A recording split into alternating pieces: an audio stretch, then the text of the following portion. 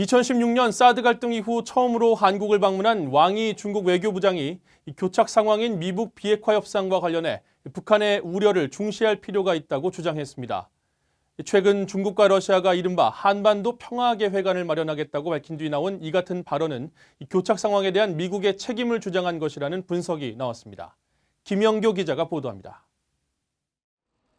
사드 갈등 이후 4년여 만에 한국을 찾아온 중국 왕이 외교부장은 한국의 강경화 외교장관을 만났습니다.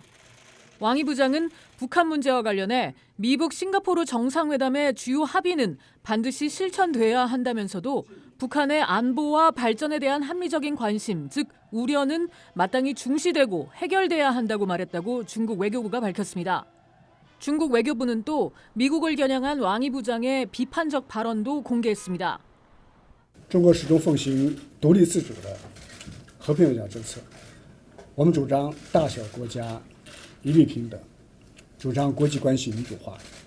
我们反对以大欺小，反对恃强凌弱，反对强加于人，当然也反对干涉别国的内政。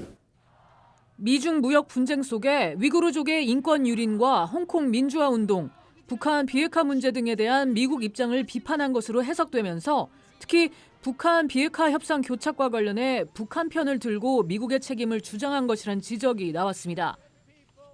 What it literally means is that China sees the current stalemate of the negotiation between U.S. and DPRK as more the responsibility, if not totally the responsibility of the United States, for not taking seriously or resolving DPRK's security concerns and development needs. So by calling DPRK's concerns legitimate, quote by quote, China is taking DPRK's side. 왕이 부장의 방안에 앞서 중국은 러시아와 함께 이른바 한반도 평화 계획안을 마련했다고 밝혔습니다.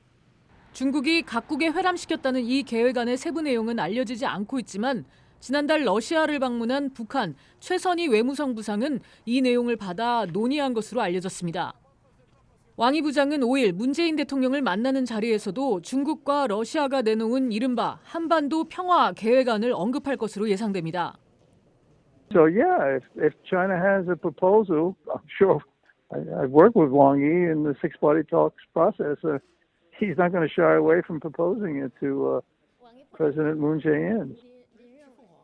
사드 갈등 이후 한중 관계의 완전한 정상화가 거론되고 있는 가운데 왕이 부장은 시진핑 중국 국가주석의 내년 초 한국 방문 문제도 논의한 것으로 전해졌습니다. VOA 뉴스 김현경입니다.